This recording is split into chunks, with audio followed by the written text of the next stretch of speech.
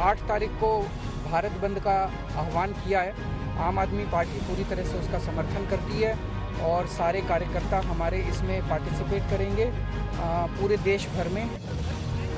ऐसे 1-2 नहीं बल्कि पूरे 24 राजनीतिक दलों ने किसानों के आंदोलन और आंदोलन से आगे उनके भारत बंद के ऐलान में अपनी आवाज मिला दी है। इनमें ज्यादातर राजनीतिक पार्टियां वो हैं जो केंद्र सरकार के विरोध में हैं, लेकिन इसमें वो भी पार्टियां हैं जो एनडीए का हिस्सा है। आरएलपी की टीम इन किसान बिलों का विरोध कर रही है और दिल्ली में जो किसानों का आंदोलन चल रहा है हम उनके साथ है। आवश्यकता पड़ी तो उनके कूच के अंदर मैं भी शामिल होऊंगा। हालांकि किसानों को इससे खास मतलब नहीं कि उनके आंदोलन का कौन समर्थन कर रहा है, कौन विरोध, लेकिन सियासत की धारा बह निकली है तो बह निकली है। विपक्ष किसानों के भारत बंद के पक्ष में खड़ा हुआ तो सरकार ने अपना गुस्सा विपक्ष पर निकाला। तो आज जो हमने काम किया, हमारे कहने के 8-9 साल पहले मनमोहन जी की सरकार ये कर रही थी। 2005 में शरद पवार बोल रहे थे। और ये बात देश के सामने बताना जरूरी है कि जिस समय शरद पवार ये बोल रहे थे 2005 में कि अगर आप सुधार नहीं करोगे तो हम वित्तीय सहयोग देना बंद करेंगे, उस समय मनमोहन सिंह की सरकार का समर्थन कौन कौन कर रहे थे?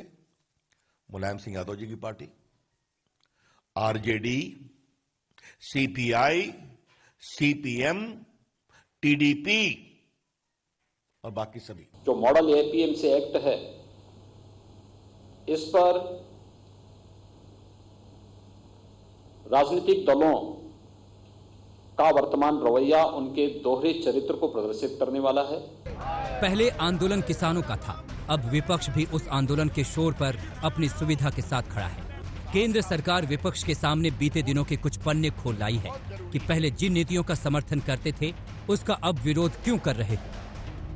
यूपीए सरकार के 10 साल में किसानों के सुधार पर मोदी सरकार के बराबर नहीं, कई बार तो कहा कि हम पेनाल्टी लगाएंगे अगर आप सुधार नहीं करेंगे। तब शरद पवार जी ने पत्र लिखा, मनमोहन सिंह प्रधानमंत्री है, प्लानिंग मिशन ने पूरा विस्तृत पॉलिसी निर्देश दिया, उसको मालूम किया, कई कांग्रेस की सरकार ने इंप्लीमेंट किया।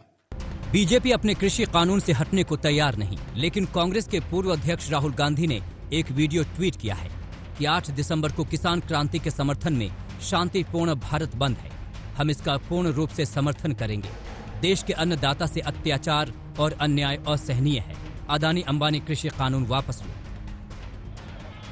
सवाल है कि क्या किसान आंदोलन पर विपक्ष का रुख दिखावटी है? ये विरोध सिर्फ विरोध के लिए है? केंद्र सरकार कह रही है कि बिल्कुल, और इसे साबित करने के लिए उसके पास सबूत भी है। कांग्रेस ने 2019 में अपने चुनावी मैनिफेस्टो में एपीएमसी एक्ट खत्म करने की बात कही थी। 2013 में मनमोहन सरकार के दौरान ही राहुल गांधी की सभी कांग्रेसी मुख्यमंत्रियों संग बैठक में कहा गया था कि किसान कांग्रेस शासित राज्यों में अपनी फसल सीधे बेच सकते हैं। जब यूपीए सरकार के दौरान योजना आयोग ने कहा था कि मंडी सुधार करेंगे, तो आप कांग्रेस और विपक्ष मोदी सरकार के कृषि सुधार का विरोध क्यों कर रही है? तो सवाल है कि क्या किसानों के हक की बात सिर्फ सियासी नफा नुकसान के हिसाब से हो रही है? आज एनसीपी प्रमुख शरद पवार कृषि कानून के खिलाफ हैं, लेकिन 10 साल पहले कृषि क्षेत्र में प्राइवेट सेक्टर की पैरवी कर रहे थे। आज एसपी सुप्रीमो अखिलेश यादव कृषि कानून का विरोध कर रहे हैं, लेकिन कभी किसानों को मंडियों से मुक्त करने वाली रिपोर्ट देने वाली कृषि पर स्थायी समिति में उनके पिता और पूर्व एसपी सुप्रीमो मुलायम सिंह यादव भी थे। आज शिवसेना इस कृषि कानून के विरोध में है, लेकिन कभी कृषि सुधार कानूनों का समर्थन किया था। आज दिल्ली में अरविंद केजरीवाल कृषि कानून का विरोध कर रहे हैं, लेकिन 23 नवंबर को उनकी ही सरकार ने दिल्ली में इस कानून की अधिसूचना जारी कर दी थी। राजनीति अपना लिबास सत्ता और विपक्ष की तासीर के हिसाब से बदलती रहती है और फिर तब बच जाती है बातें, और बातें तो बातें हैं, बातों का क्या। आज तक ब्यूरो।